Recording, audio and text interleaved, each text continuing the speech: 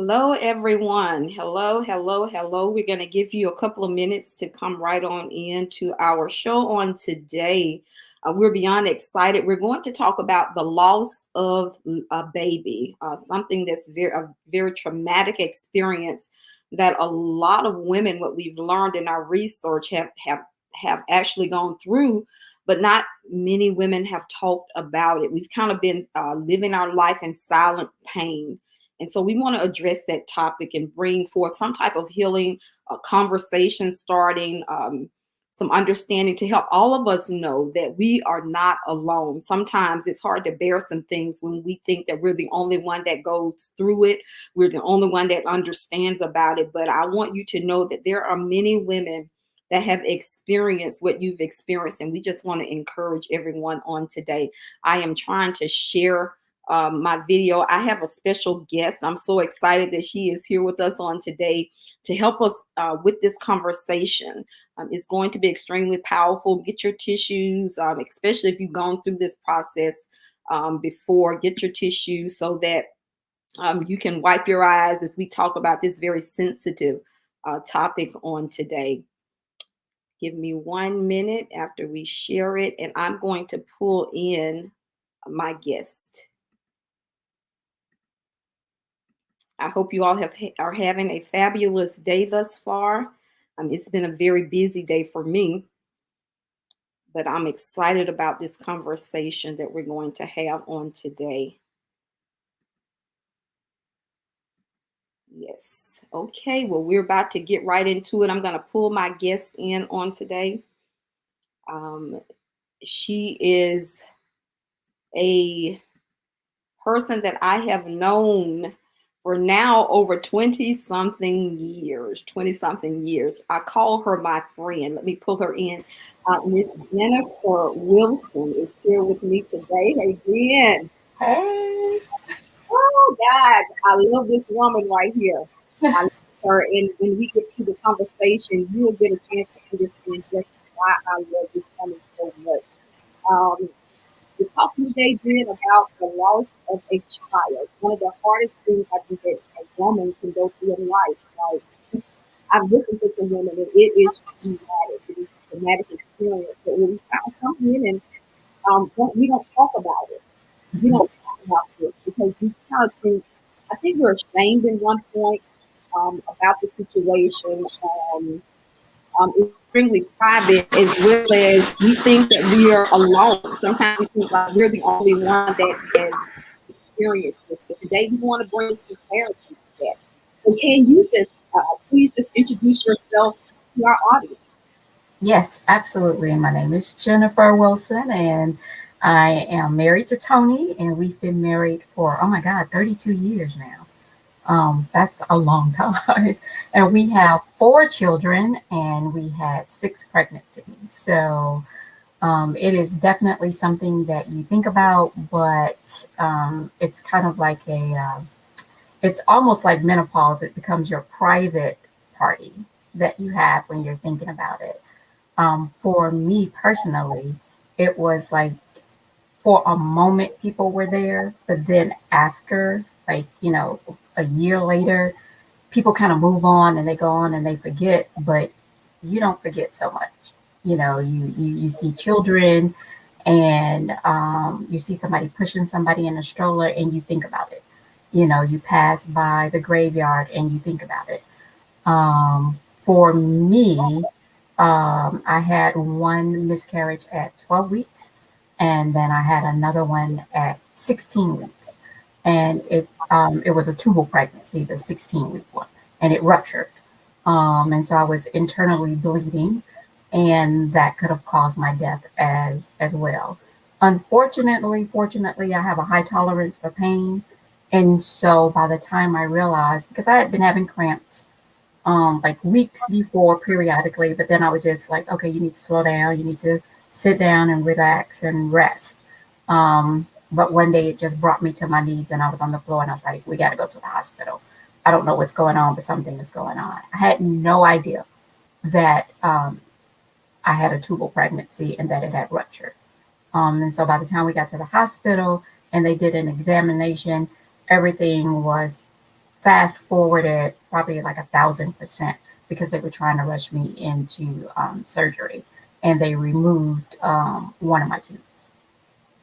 Okay, Jen has given us the whole story. But what I want to ask, and we're going to go back over some of this. So, Jennifer, when you said you didn't know that you had a tubal pregnancy, was it that you didn't know you were pregnant, or you just didn't know that it was tubal?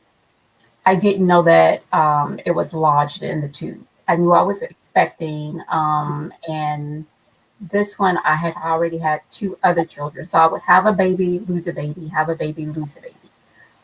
So that was scary in and of itself. So with my last child, I was terrified the whole time because that was the next rotation of me losing a child if I continued the same pattern. Yeah, I knew I was expecting, and I was just moving and grooving, and it came to an immediate halt. So Jen's life was at risk with this tubal pregnancy. And Mhm. I looked up some stats. I really wanted to give us, not just say that you're not alone, but to let you know the statistics behind how many women lose their babies. And so research found that among 1,681 women, 25.6% of these women lose their child. That's 26,000 women. So we are definitely not alone. It talks about stillbirth, and I learned myself the difference in stillbirth and miscarriage. Stillbirth is when you're 20 weeks pregnant or older or longer, that is considered a stillbirth. But if you're 0 to 20 weeks, that is considered a miscarriage. About one pregnancy in 100 at 20 weeks of pregnancy and later is affected by stillbirth. Jennifer talked about he actually had a miscarriage. And so I'm going to bring myself into the story. I started off by saying how much I love this woman, and I wanted to share with you all why I love this woman. I'm trying not to cry myself. I found out that I was pregnant, and I was 7 months into pregnancy, and we had just come home. At the time, I was living in Atlanta. So I met Jennifer in Atlanta, Georgia. She's still there, and we had come home from Birmingham visiting family. So that Monday morning, preparing to go to work, um, I just had this discharge, and I just didn't feel right. Like I saw this red kind of, discharge going on. I said, I think I need to go to the hospital, to the doctor. And so the children were getting ready. My husband was getting ready. So he stayed with them while I went to the hospital, and I was alone. And I wasn't expecting for the nurse to say to me, I can't find the heartbeat. I was by myself, and yeah, the, Okay. the news of that, I, man. So anyway, so we moved on from there, and they had to induce labor.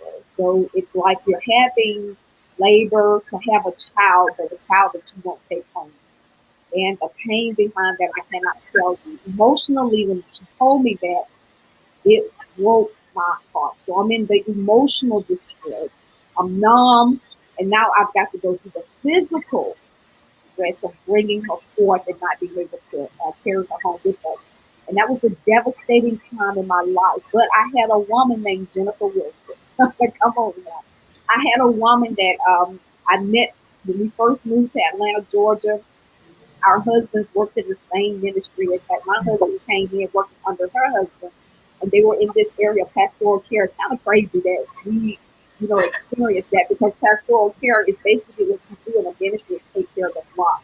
And we happened to be in this church that was like 30,000 members, lots of people, and they were assigned to take care of these people.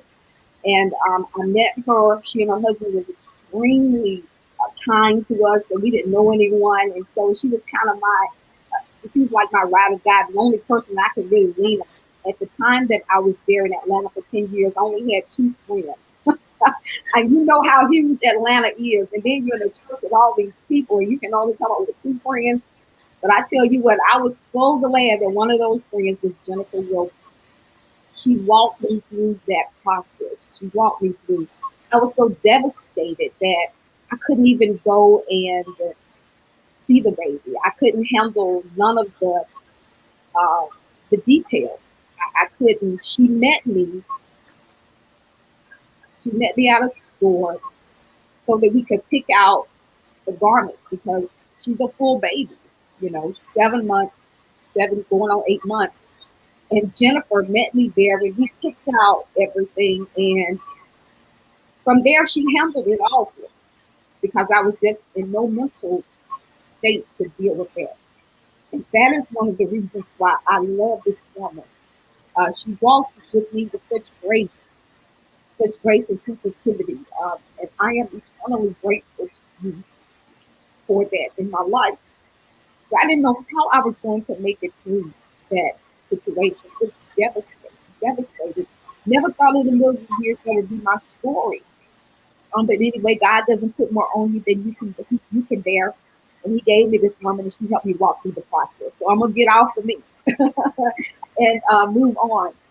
But I thought it very important that we had this conversation because so many women, as we saw, 26,000 women per year are experiencing this, but also being a Black woman, seeing the statistics that 43%, we have a rate of 43% higher as Black women.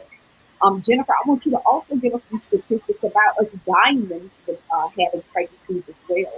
Yes, out of 100,000 births, 37.1 Black women, Black moms die, which is twice as many as our white sisters. And our Hispanic sisters is 11.5 out of 100,000. So that's pretty high. We need to figure out what we're doing or not doing and take special care. So when we're going to the doctors and we're not feeling right, instead of just saying, oh, I'll be all right, we need to go and get checked out and make sure that things are right. I mean, like you, Jocelyn, it's like when I had the tubal pregnancy, I had been cramping before and I was still doing what I was doing, just thinking, oh, I probably just need to slow down and slow down a little bit because I was unaware that so many of us died and so many of us um, were losing our children. I just had no idea. I thought that was like a very rare occasion and something traumatic have had to have happened to someone. And that's just not the case. And it is devastating because I didn't know who I could talk to. Um, and when it happened to me, and I say this often, it's like in a time of a crisis, is not the time to develop a relationship. At the time of a crisis, you want to lean and depend on someone that you have already established a relationship with. Because there were people who reached out to me after they found out that I had lost my first child. But I didn't want to talk to them because I didn't really know them. I mean, I knew them, but I didn't have that relationship with them where I could just reach out and call and just say, oh my God, you know what just happened to me? Because it's an unbelievable kind of thing. So I love you. And I'm just so glad that you allowed me to be there with you. And it was difficult. I could feel your pain. And I didn't know what I was doing or whether or not I was saying anything that was going to be beneficial to you. Because how can you walk with someone that has lost such a precious gift like that? You're buying things, you're preparing, um, and then you have nothing but a memory and a heart that is hurting so badly. It's really hard to put into words. And I could remember saying, God, if there's anybody that I can help walk through this, you know, just let me know because it was a very, very heart crushing thing for me.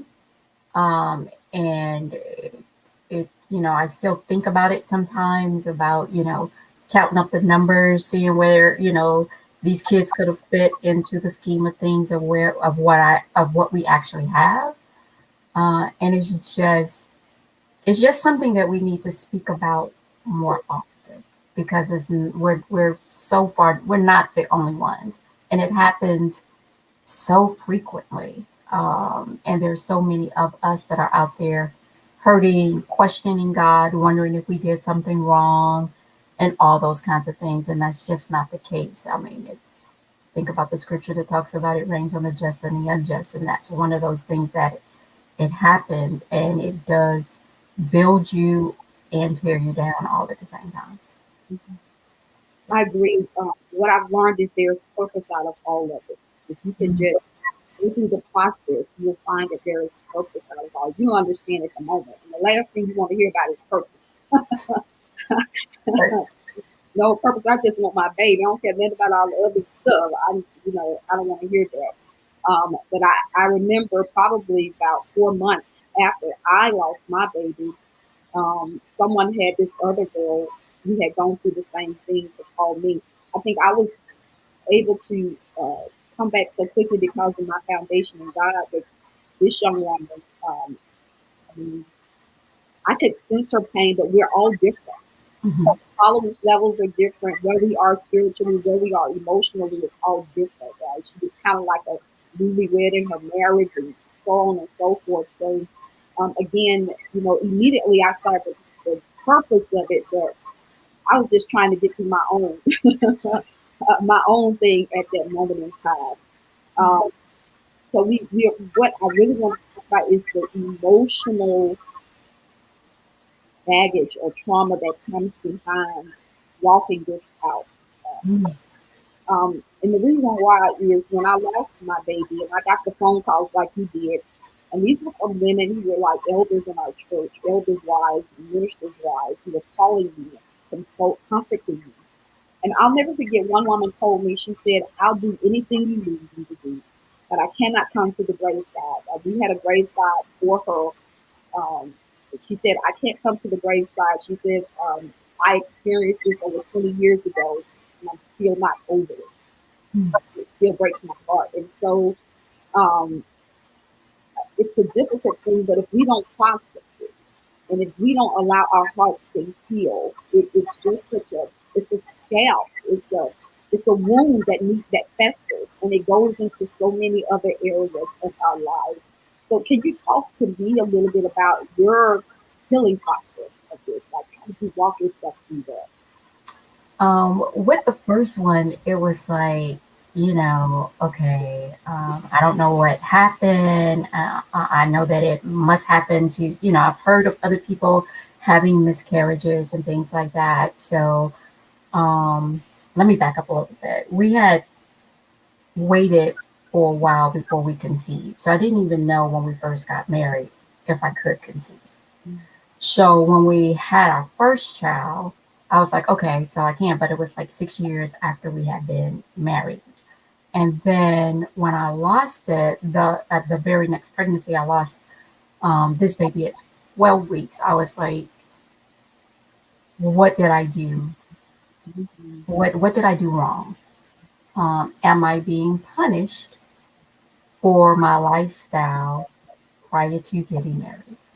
Um, um, you know, uh, it had to be something in my past that had caught up with me because of something. And no one told me that. It was just something that I came up with in my mind about what was going on. I was trying to justify it. I was trying to have a good reason for why I would lose a child. Um, and then shortly thereafter, I was pregnant with our second child, gave birth to her, and I was like, okay, all right. And then when the next baby came, and I had gotten past that 12 weeks, because you kind of learn after you go through it a couple of times, like you don't even say anything to anybody because you don't want to put anybody in that position where they're having to come up to you because people coming up to me talking about it made it worse. They're like, well, how, congratulations. And I'm like, I don't have it anymore. It's gone. It's not here. And so I didn't tell anybody. But after I had made it past the 12 weeks, I started telling people that we were going to have another child, and to lose it, and to lose this child by having to go into emergency surgery, and then being told that, well, your chances of having another child are cut in half. You probably won't be able to conceive again. Um, it's just devastating emotionally. Um, and you're just wondering why, and why me, God? Why did you choose me? And I kept hearing like, well, why not you? If not you, then who? If not now, then when? And no one really wants to be the vehicle to have to deal with something that painful. If you want to bless me and give me some money, I'm all for it. But to have to lose a child and to feel so bad because again, I just kind of shut down myself and just went inwardly. Um, and I just really didn't really talk. I didn't talk really to my husband about it.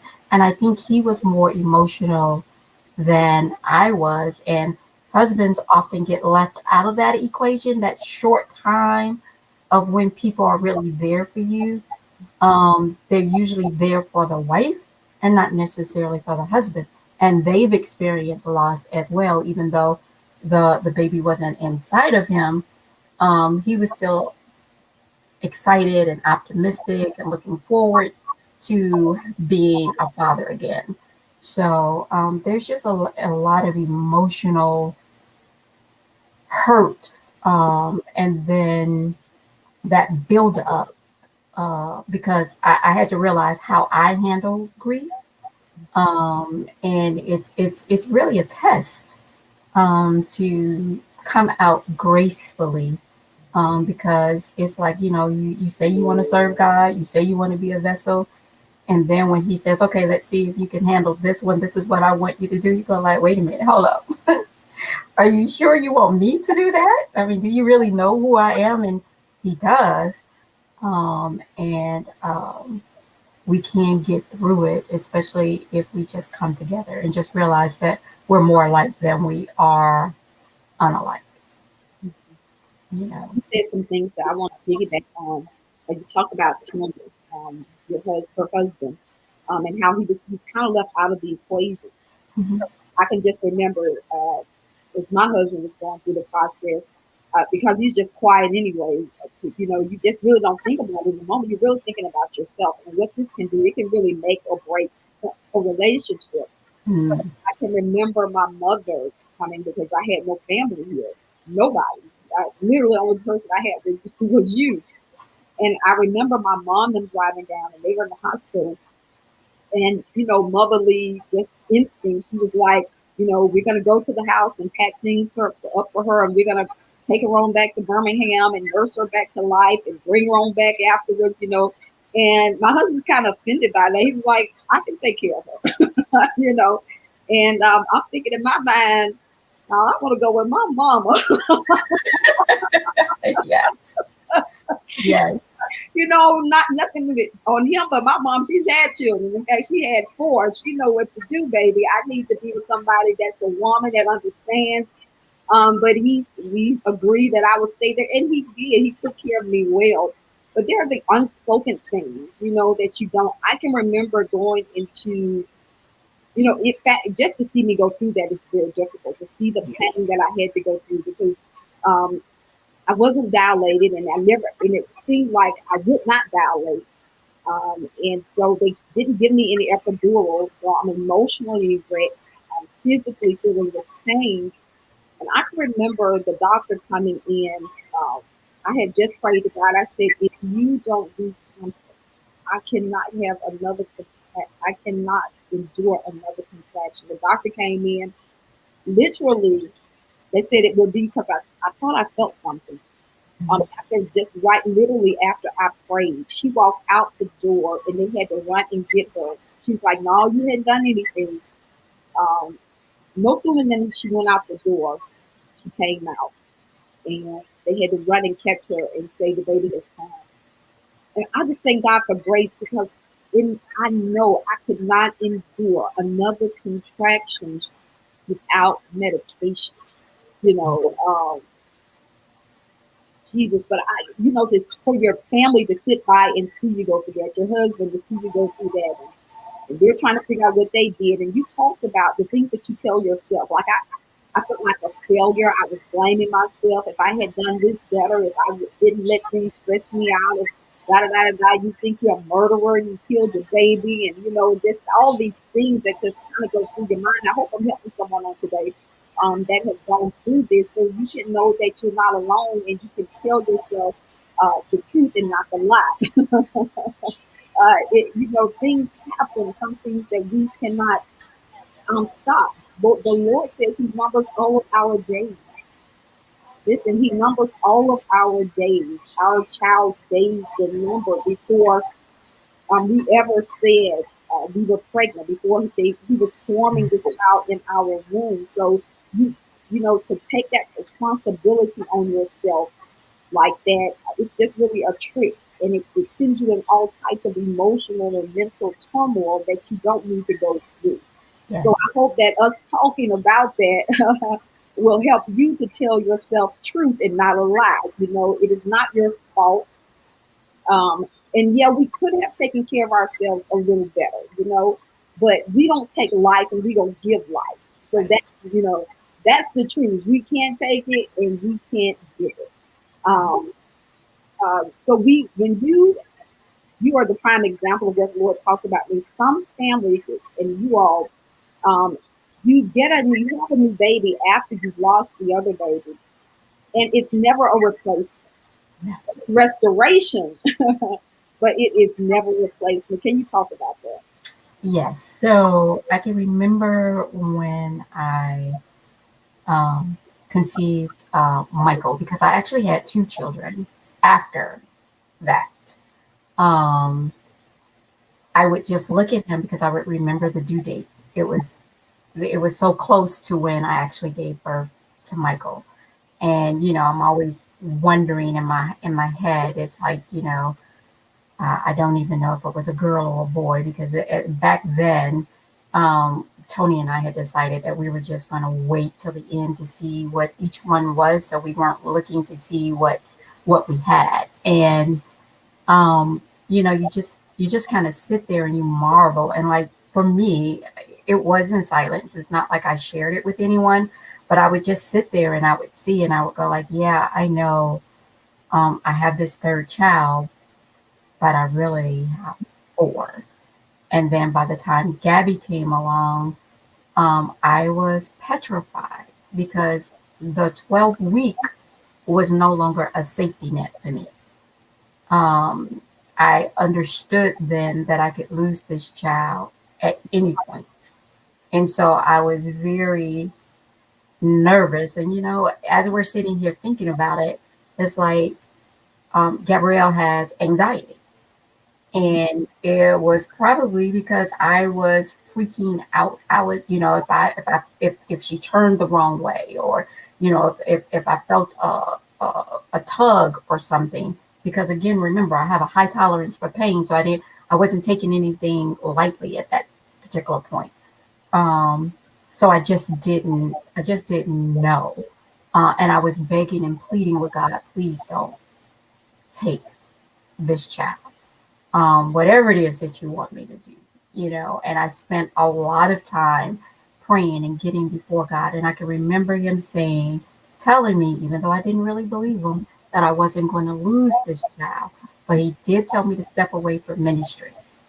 And I was like, what? Because I was over the women's ministry and putting together conferences and retreats. And He was like, you need to be able to take care of your kids. There are too many people's hands that are on your children, and you need to be the one that to take care of them. And that was so hard for me to do, but it wasn't hard for me to do, if that makes sense.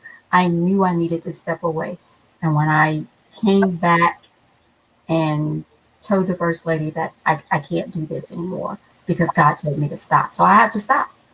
And that broke my heart because I absolutely loved leading the women and putting on the retreats and the conferences. And it's just like, what else do I need to do? But I had to be obedient because I was more afraid of God than I was of trying to do something that I love. So, you have all these different emotions going on. And it was heart wrenching.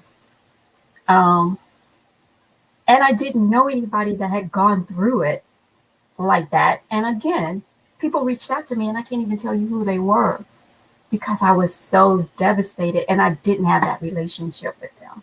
They was just trying to help and I shut everybody out.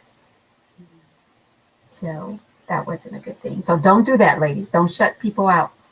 Reach out, talk, Yeah. cry, rock with each other, do whatever you need to do, but do better than what I did. And sometimes, if you don't have a person that's close to you, sometimes you don't want to talk to other people. You may not want to reveal what was really going on with you while you were carrying it. You may not want to reveal what's going on inside of your house. Find a support group of people who you don't know that you don't mind sharing that baggage or that those issues with strangers. So find those that type of people. Yeah, I know that was hard for you to let down, put down the women's ministry because I'm telling you, that is the retreats and the women's conference were awesome, awesome, awesome, awesome. So I'm glad that you obeyed. Yes. Um, so when you talked about, having the losing the baby, but then when Michael's birthday would come along, it would trigger something in you or the reminder Mm-hmm. that you lost the baby around the same time. I Right. can identify because we actually we had her graveside on our anniversary. It was our second anniversary. And Oh, so, wow. yeah. So every time our anniversary would come around, I would always go through these emotions. She would just come up in my spirit. I never realized that it was a trigger because our minds like remember those things. And she would come up, and I would just be so devastated about losing her and just thinking about she'd be this age and we will be doing this and all of this stuff. So, lady, the triggers are real. They are real. It's an emotional roller coaster, but if you think about it, it has gotten better. We're not crying every day. I can remember crying every day, all day. Do I have any more tears to shed? It does get better with time. You will never get over it, but you will be able to really walk through life and navigate life from a different place, from a whole place, and find the purpose in what you had to go through. So when you talked about the triggers of remembering um, that this baby I had around this time, and it's Mm-hmm. hard to kind of celebrate one baby when you're thinking about I've lost another baby. Exactly. Do you want to kind of talk about that a little further? Yeah, for me, because they were still young, they didn't experience that part of my growth and my development. But I would just kind of sit and I would just, look at Michael and then I would look at Jennifer and I would just say, there's somebody that's supposed to be here, Mhm. you know. And like I said, after about a year or so, I felt like I couldn't voice it anymore because people had moved on. I had other children. So, who am I? Because there are some people who had lost more children than I have, and they still were trying to conceive because they believe God to have a to have a child. So I was doing some self-inflicting wounds to myself. Um, and I learned probably about year 4 or 5 that it was okay for me to be sad. And it was okay for me to pause and think about it and remember what it was about because I didn't want to forget.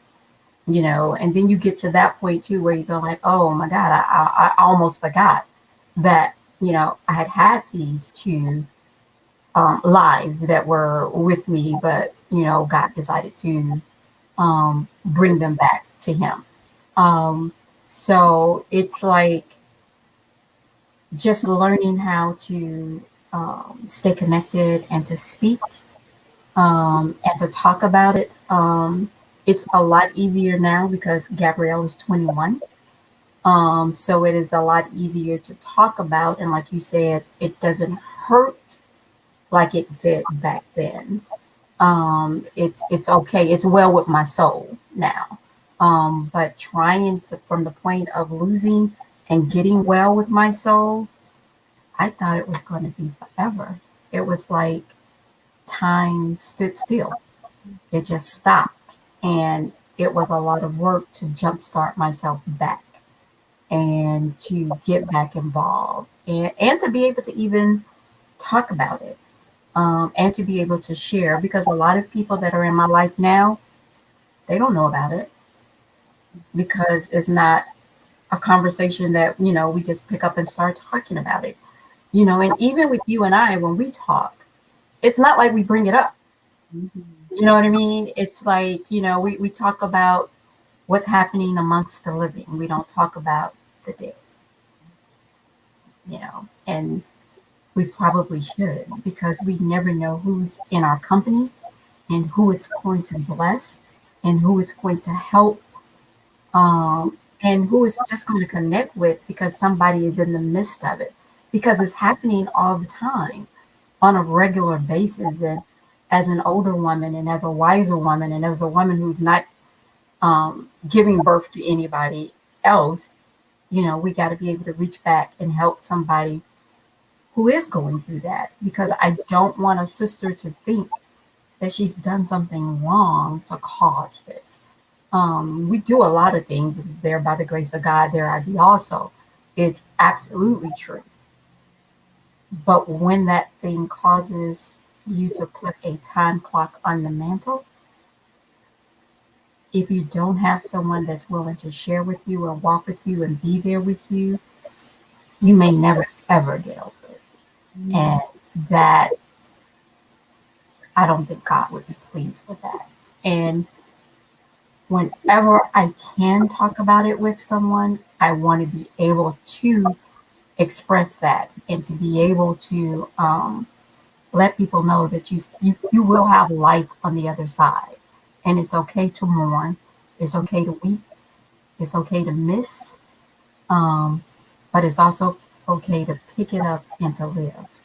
It really is. I remember a scripture because I was really going through. I can't remember it verbatim, but it says, "I see you." God said, "I see you in your pool of blood, and I say to you, live." And I was like, oh my God, I got to get out of this waddling and being sad, and I have to be about living. Yeah, for you, you're kind of like in my position. I had two children, so that's why it kind of threw me. It wasn't that I couldn't have children, and I never thought that would be my story. But then Mhm. you have to live for the children that are here. You can't just be so in. It's a balancing act. Oh my God, you just got to figure it out. You got to live and enjoy, the time you have with your children currently. Enjoy their seasons of life because they're not going to be with you always. And That's right. sometimes you can get so, it reminds me, and we'll use the Bible because we're both, we're children of God. For those who aren't, it still can help you. But it reminds me of when Moses died, God gave him 30 days to mourn. He says, after that, I want you to get up and go past this, over to these judgments. So it kind of lets us know that it's okay to mourn, but don't mourn forever. You got to go ahead and continue to live. That my child would have been 21 this year. And you think about, finishing college, finishing high school, or we about to get ready to get married. There's all these things like that. Us, once we find out we're pregnant, we have totally went through that child's whole life. Like we lived it all. And that's one of the emotional problems that we have with healing because we've already got all these plans that we put in our minds and these things we're excited about that's going to happen, the milestones of life and being there, and so on and so forth. And then we have to, tell ourselves that that's not the case. That's not going to be our story. And that's the sadness and the sorrow of it. So, but as Jennifer has so eloquently put it, we've got to live. We've got to live. Sometimes loss causes us to say, well, I'm through. I'm ready to go on home. But there's still purpose. And we're here today because there's still purpose. There's Yeah. purpose in the pain. If you Yeah. get over your yourself, and I know it's hard. I know it's like you say, you're not saying don't revisit, don't remember, but you got to move forward with life because though you still have days that have been assigned for you to do something within the earth realm, and you have to continue on with life. Jennifer, you Yes. have anything to speak to that? I want you to speak about the service because I did not have a homegoing service for the babies that I lost. You know, it was a different kind of experience for me for both of them. One, they cleaned it up in the hospital, and the other one, and this is going to be a little gross. I was looking in the toilet trying to figure out what was what because that's how it passed through, and so I was at home. But for you, like you started off at the beginning, talking about having to find a dress and talking about having to make sure that she was prepared for viewing. Can you speak to that? Because that's a different kind of pain. Um, yeah, it was just so hard. Like I wouldn't even hold her in the hospital. I was so upset with myself. Like I just felt like why why didn't you do what you needed to do to bring her forth? Like I was really like I can't explain it. I was just in a whole nother place. But we had to bury her and getting meeting me there at the store and getting the dress and then having to. So I thought that what I was going to do was just let you handle everything, and you did. You handled everything that you could handle. But there was one thing that you could not handle. You could not go to the funeral home and okay her body. Right. I said, would you just please tell them that I said whatever you say is okay? But by law, her parents had to approve um, her body. And my God, when I walked into that funeral home and I saw my baby laying there in that casket, I fell to my knees. I, mm, Okay. I don't even know I don't even know where I was, after that. Like, I remember getting up. I remember going and seeing her. And my husband had to give the final okay because I was just I don't know where I was. Like I had checked out. But, Mhm. to see her laying there like that was devas- devastating. So we went, like I said, we had a graveside, and our pastor he did, his thing, and lots of people were there. My mom then had traveled from Birmingham to be by my side, and all of that. Yeah, it was just that's a whole nother beast. That's a whole nother beast. And like you said, whenever I go to Atlanta and I drive down 20, and I hit Wesley Chapel, and I know after Wesley Chapel, it's gonna come the cemetery. It just Yes. takes me back. It takes me back every single time. Even to the fact that I had a conversation with my husband. I said, since you are no longer in Atlanta, I want to exhume her body. I want to take her because I just felt like we had left her there. You just go through all of this stuff. Yes. You know, I just wanted to get her, pull her up, and just pull on, bring them back where we were, and find her grave, here, and just yeah, you just go through all of that. That's a lot. All of that. Yeah, it is a lot. But again, each situation is different. Even you having to be rushed for your own life's sake, to save you Mhm. because of your two pregnancy. That's traumatic. Yeah. That's something traumatic. That's a whole nother level. There's just different levels of this thing.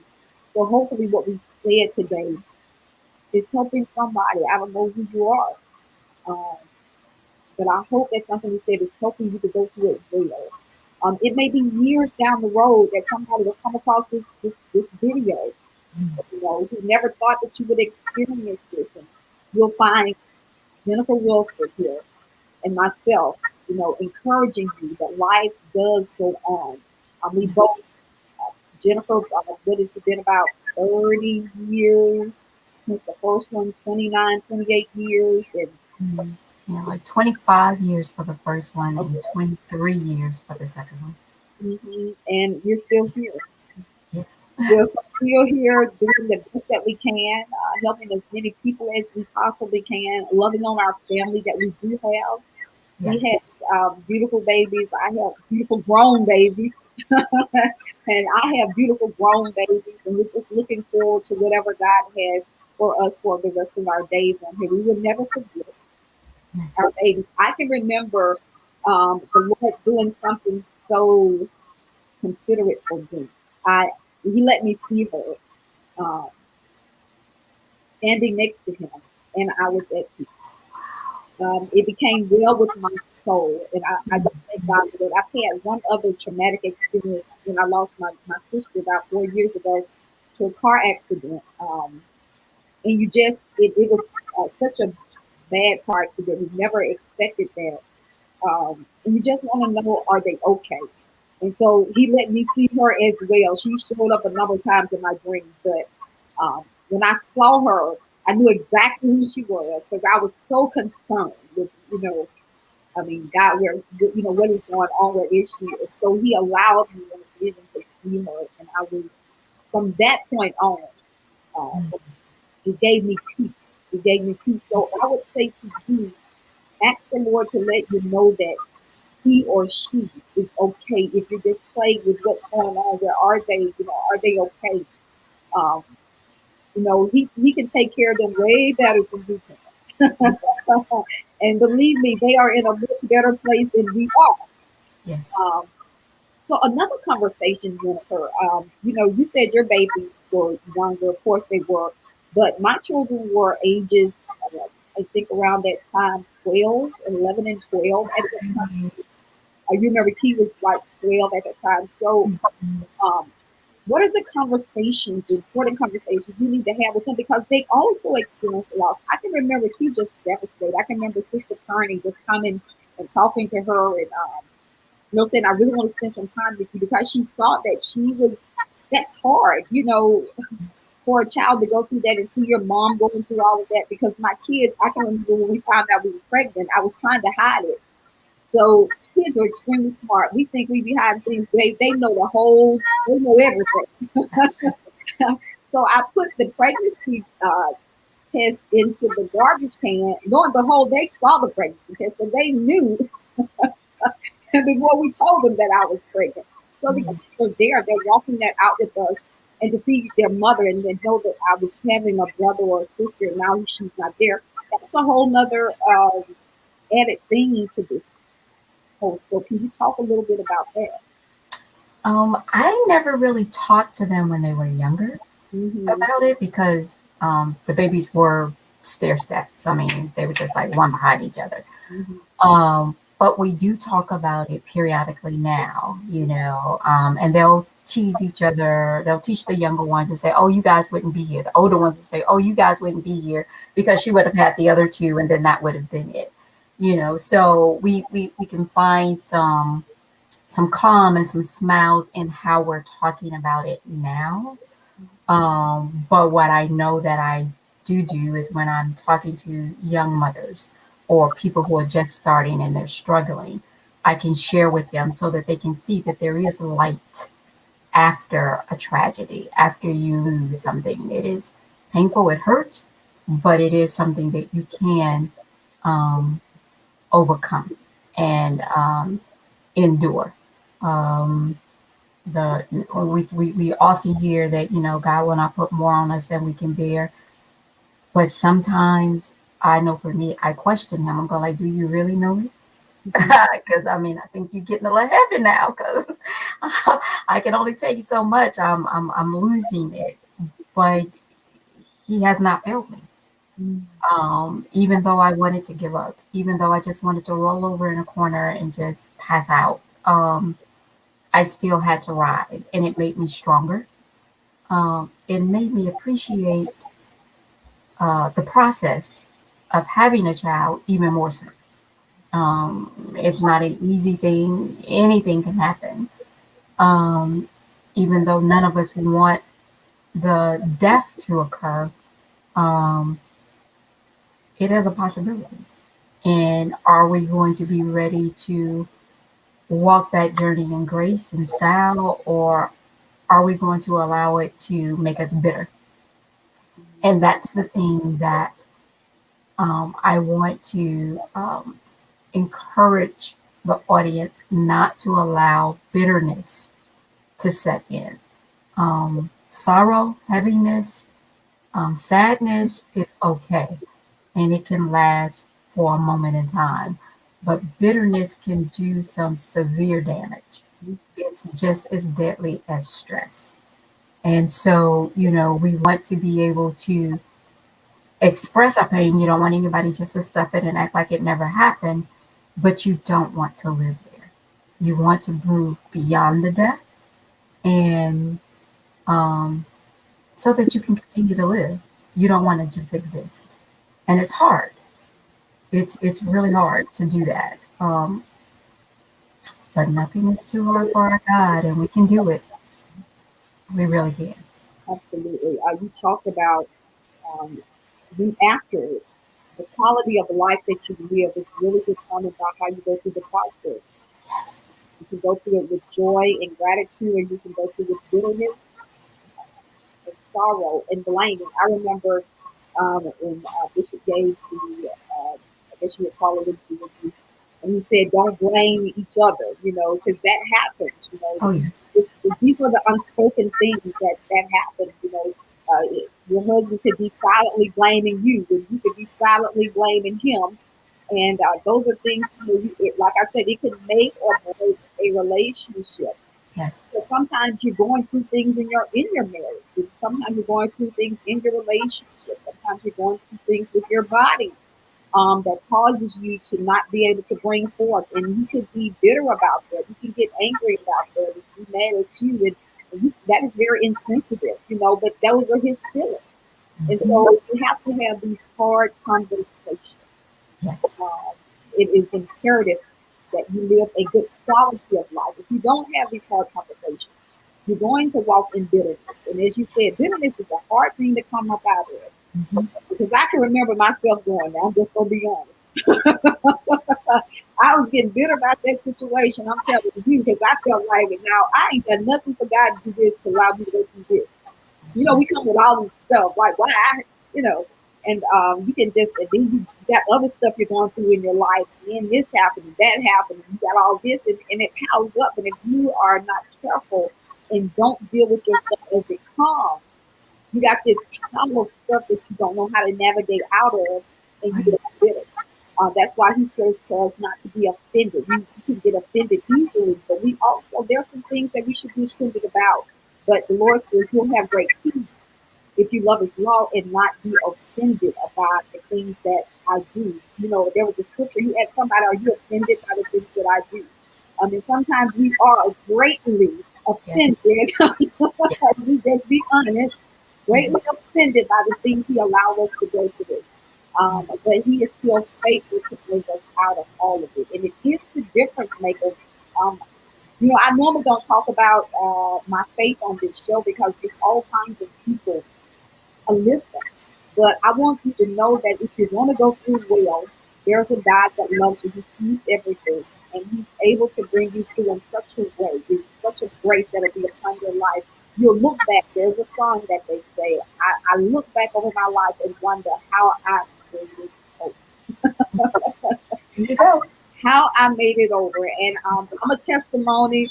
Jennifer's a testimony. If we're sitting here today, we want to encourage you that you will make it over. If you just allow him to help you go through the process, that's going to require a lot of conversations with him, to change the conversations you have with yourself, and to have conversations with those who love you, your family. And if you don't think that you have friends that you can trust, find the support groups. There are many support groups out there. You can just Google and Yes. find you some ladies that you can just really share your whole heart. You don't have to worry about they're gonna look at you sideways because they don't know. And you can just get it out. You know, it feels better when we get it out of. Yes. Jennifer, it's about time for us to close out. Do you have anything else you want to say to encourage someone? I just want to tell the women out there, find you at least one sister. You got to have at least one.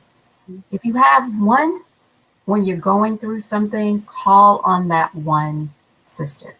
You don't have to have, Facebook and everything. We tell our kids that, social media, you don't need all those likes. We need to tell the women that as well. If you just have one, Mhm. that you can pick up that phone that will love you Mhm. and will steer you in the right direction, that will tell you, I know it hurts, I know it's hard, but today you're going to have to get up because we're going to have to do something. If we don't do nothing but go get a Slurpee somewhere, you got to rise up and you're going to make it through. And to celebrate you and to be there with you when you're going through, to those of you that are married, that will steer you back towards your husband, when you're going through, to help you, because there's a special bond, because there are just some things that sometimes men don't get because we're on FM, they're on AM. So if you have a sister that you can talk to, that can be a pathway to you not letting bitterness set in. Yeah. Yeah, I thank you for that. And I am eternally grateful that you were that one sister for me. Amen. Yes, yes, yes. A woman who can stand there gracefully and walk you through it. And like you said, it's a hard thing. How do you walk through? She had gone through hers, but she had never gone through that. But Right. still, what she had was enough for me to walk through what I was going through. And I thank you. I thank Tony. I want to say if that ministry ever hears this video, you got baby. God chose a special one for you and Tony Wilson to be a pastoral care for that ministry. He has carried the ministry for a very long time. And oh my Yes. God, that man is anointed. He is anointed by God to walk that out. Yeah. Kudos to you, Tony. Kudos to you. Amen. So that is our show on today. Thank you, Jennifer, so much. I do want to make an announcement. I'm going to share something really quickly for the ladies that are listening on. Let's see, if I'm on the right screen. Yes, there it is. We have something coming up on July 15th and 17th. And Jennifer is going to be a part of it. She won't be talking about this. She's Jennifer is a whiz. This woman is full of knowledge. She's going to be sharing some things that we have coming up, a conference, a summit rather. It's a free virtual summit. You can go to my website, jocelyndrake.com, and find the information registered there. Like I said, it is free. We have 40 speakers. These women are from around the world. We will be talking about leadership, business. Content is king today. We will talk about content creation, marketing for those who are in business. We're going to talk about our mental state and self care. We'll be Yeah. talking about personal finances as well as our health and wellness. So we're going to cover seven really critical areas for a woman. And like I said, we have some very bright thinkers from all over. We have people from Sydney, Australia, from London.